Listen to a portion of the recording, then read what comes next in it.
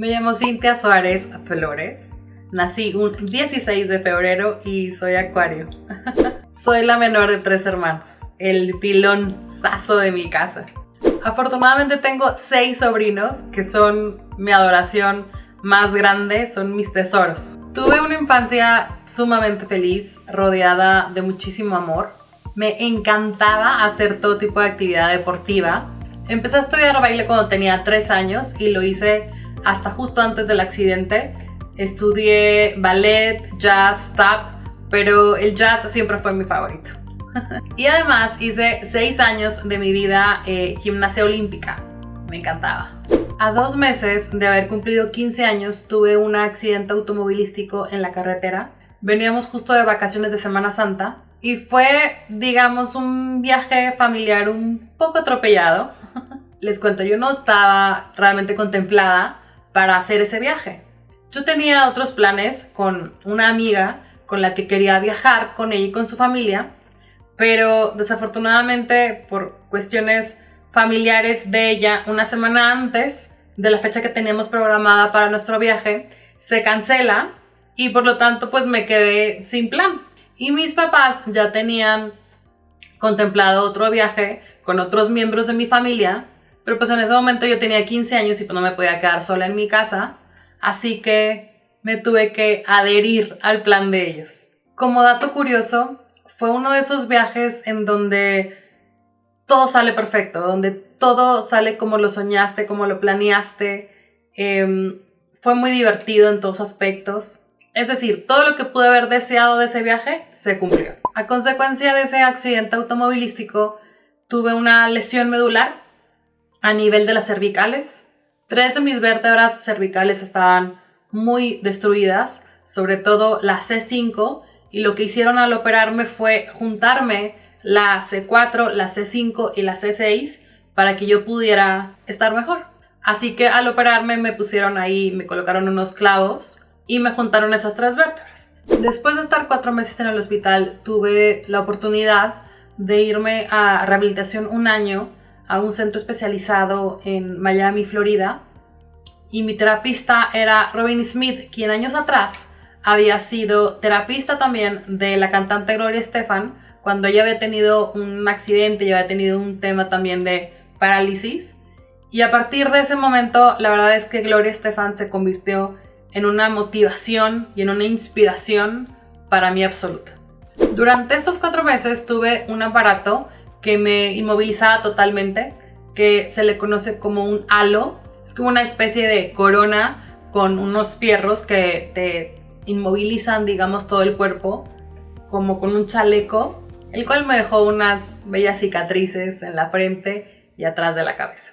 Igual tuve por algunos meses un collarín duro, después un collarín suave para proteger el mismo cuello. La primera vez que ya me quitaron este halo, la verdad es que sentí que literal se me caía la cabeza. O sea, había pasado tanto tiempo con esta inmovilización y con esta dependencia de este halo que cuando me lo retiraron fue de las experiencias más dolorosas, la verdad. Lloré como niña chiquita porque me dolió hasta el alma y más allá. Fue bastante difícil, pero nada que el tiempo no resolviera. Comencé entonces mi rehabilitación y con ella realmente fue un reaprendizaje de todo. Tuve que reaprender a hacer todo desde cero, porque evidentemente de la manera en que lo sabía hacer, pues ya no era capaz de hacerlo. Les voy a dar un ejemplo que les puede parecer como muy tonto, pero para mí fue uno de esos momentos en mi vida en las que realmente sentí el éxito. Fue la primera vez que pude levantar una papita del plato donde lo tenía en mi regazo, en mis piernas, y llevármelo a la boca sin que se me cayera en el intento. Se podrán imaginar que lo intenté 1000 veces. Pero cuando lo logré fue fiesta nacional en mi casa. Para ese momento en mi vida la ignorancia seguía siendo fundamental. ¿A qué me refiero? A que la información que yo tenía sobre lo que era una lesión medular o lo que significaba era realmente muy escasa. Yo podría haber jurado que ese tipo de lesión o ese tipo de fractura Significaba simplemente que, como cualquier otra fractura de algún brazo, alguna pierna, tenía que pasar, digamos, enyesada unos 6 meses, por ahí, y ya, me recuperaría. Yo nunca tuve la clásica escena dramática de telenovela donde entra el doctor y te dice, no vas a volver a caminar nunca. Afortunadamente, a mí no me pasó así. Y aunque, como ya les dije, que yo ignoraba lo que significaba y la trascendencia de lo que me había pasado, por alguna razón que desconozco, yo nunca necesité que me dijeran eso o que me confirmaran eso, porque algo dentro de mí ya lo sabía.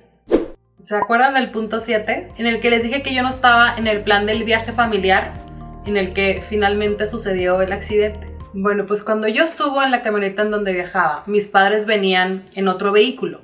En ese instante sentí que algo iba a pasarme y fue tan fuerte el sentimiento que les pedí a mis padres que vinieran, que bajaran de su vehículo y me dieran la bendición.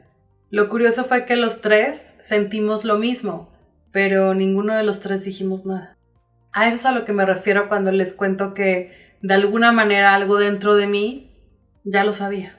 Es decir, no sabía exactamente cada una de las cosas que me pasarían, pero sabía que mi vida no volvería a ser la misma. Lo que no sabía es que mi vida iba a ser mucho mejor.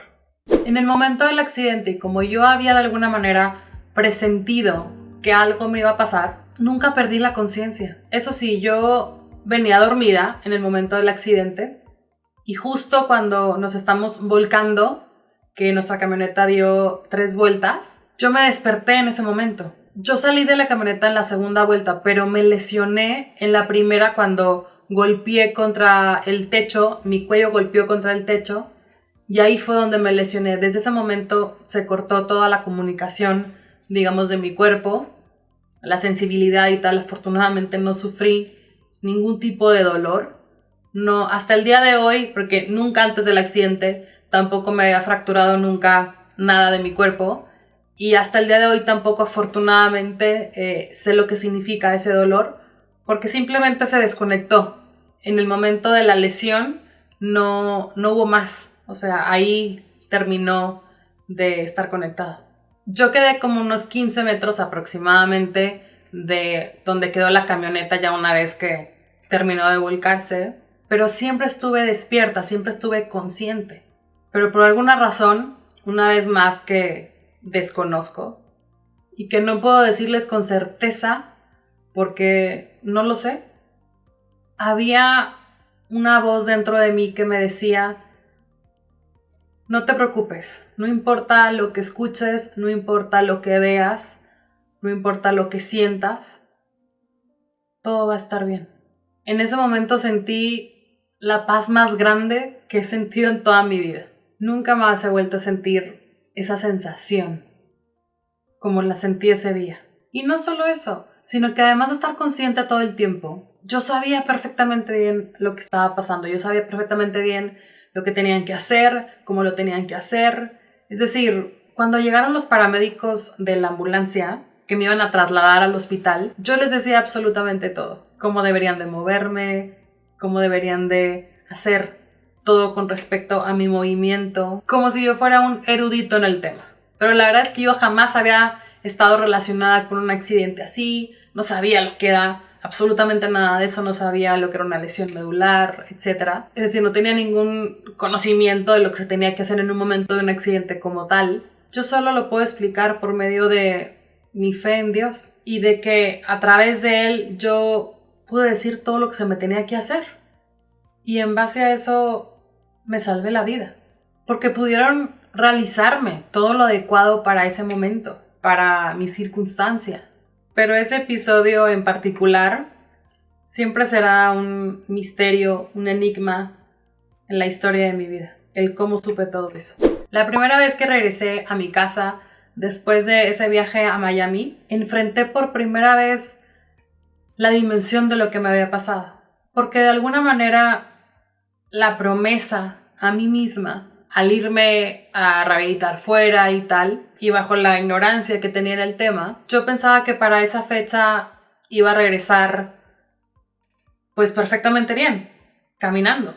y sin problema, y enfrentarme a esa realidad pues no era lo que yo pensaba. Era enfrentarme a algo que yo no quería, que no era la expectativa que yo tenía de ese regreso a casa. Ese momento fue mi primer encontronazo con la vida, con la realidad, con mi nueva realidad. Era mi primer momento difícil, digamos, porque no lo había logrado. Lo que no entendí en ese momento es que sí, efectivamente no había regresado a casa rehabilitada, caminando, pero había logrado mucho más que eso, que después, con el tiempo, lo entendería. Ya una vez en México decidí que era momento de retomar mis estudios. Cuando fue el accidente, yo estaba en secundaria, así que tenía que terminar tercero de secundaria. Solo que como era de esperarse, pues mi colegio no estaba adaptado para una usuaria de silla de ruedas que a partir de ese momento yo iba a utilizar. Así que mis maestros tuvieron la amabilidad de ir a mi casa en las tardes a darme clase. Y así terminé tercero de secundaria, con honores, por cierto, sin ayuda y sin trampa. Así fue. La odisea fue cuando quise estudiar prepa, porque tampoco había prepas accesibles en la ciudad donde yo vivía. Pero ese no iba a ser un impedimento para mí. Así que encontré una que se adecuara pues, lo mejor posible a mi nueva realidad, aunque eso implicaba únicamente tener acceso a mi salón de clase. Y la odisea se repitió cuando quise estudiar en la universidad, cuando tuve que decidir qué carrera iba a estudiar y en dónde, así que volví a vivir esa complicación. La odisea de la accesibilidad es parte de mi vida, pero me gradué de Relaciones Internacionales orgullosamente del TEC de Monterrey. Cuando me gradué y después de haber pasado todas las dificultades que se puedan imaginar en un campus que no era accesible, o sea, no tenía las instalaciones accesibles para una silla de ruedas, tener que negociar con maestros el que quisieran cambiarse a un salón en primer piso, por ejemplo, tuve una invitación de parte del rector del TEC de aquel entonces para coordinar un programa de accesibilidad, para hacer accesible el campus. Y aunque yo tenía otros planes, tenía planes de irme a estudiar una maestría afuera, decidí que era como un momento importante para contribuir, para todas esas futuras generaciones que quisieran estudiar, no tuvieran que pasar por todo lo que ya había pasado, no tuvieran que enfrentarse a todas las dificultades de accesibilidad a las que yo me enfrenté. Así que decidí quedarme y lo hice por varios años. Mis primeras conferencias como testimonial de prevención de accidentes fue con una organización que en aquel entonces se llamaba Piensa Primero AC. Fue una época de muchísimo aprendizaje y me encantaba poder contribuir con un granito de arena para que la gente fuera más consciente y utilizara su cinturón de seguridad. Porque cuando yo venía en la camioneta en el accidente que tuvimos, venía dormida, pero también venía sin cinturón de seguridad. Probablemente si yo hubiera traído el cinturón de seguridad puesto, pues mi historia hubiera sido diferente.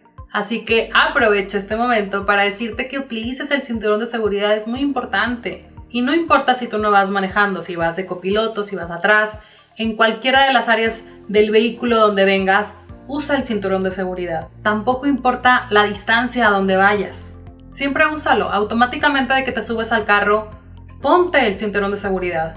No te cuesta nada y en cambio sí puede hacer una gran diferencia. Me invitaron a participar como consejera del Consejo Estatal para las Personas con Discapacidad de Nuevo León y mi primera encomienda fue coordinar la reestructuración del reglamento de Movimiento Congruencia de CEMEX, quienes eran parte del consejo también, y lo que buscaban era la inserción laboral de personas con discapacidad, y afortunadamente lo siguen haciendo con mucho éxito. Después de los pocos años me designaron como presidenta de este consejo estatal para personas con discapacidad y tuve el honor de trabajar ahí por 2 años. Mi historia de vida está plasmada en el libro Igualdad en la Diferencia, publicado por el Instituto Estatal de las Mujeres. Como la niña es inquieta y le gusta innovar, un buen día se me ocurrió que estaría increíble poder tener una revista en la que se demostrara el cómo sí se puede hacer lo que tú quieras independientemente de si tienes una discapacidad o no. Que fuera una especie de guía de todo lo que puedes hacer, a dónde puedes viajar, qué puedes hacer, a dónde puedes ir, que existen los deportes adaptados como son, mostrar testimonios y ejemplos de vida aspiracionales y hacer que la gente volteara a ver el tema de la discapacidad,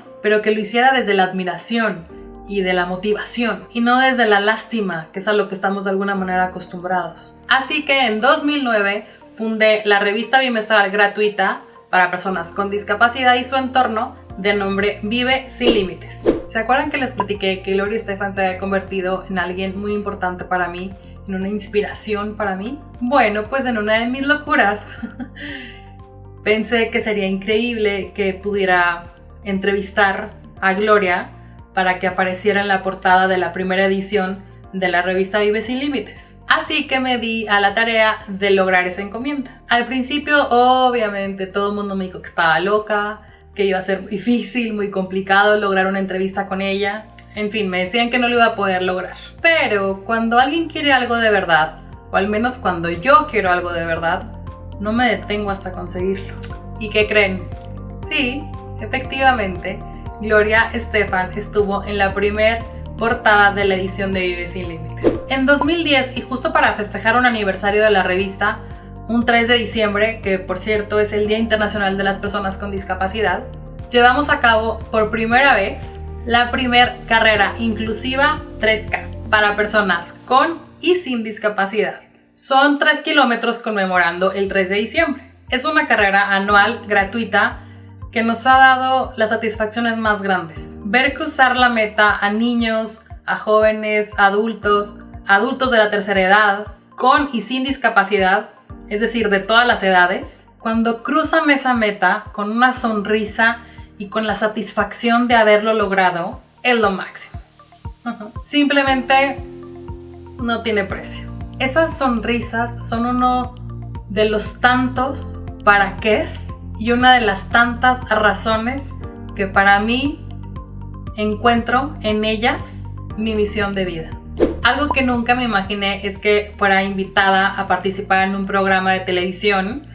En Cancún me tocó y lo hice por 3 años. Fue una experiencia maravillosa, de muchísimo aprendizaje, muy divertida, en donde tenía una sección semanal justamente para concientizar sobre temas de discapacidad. De las mejores experiencias que he tenido.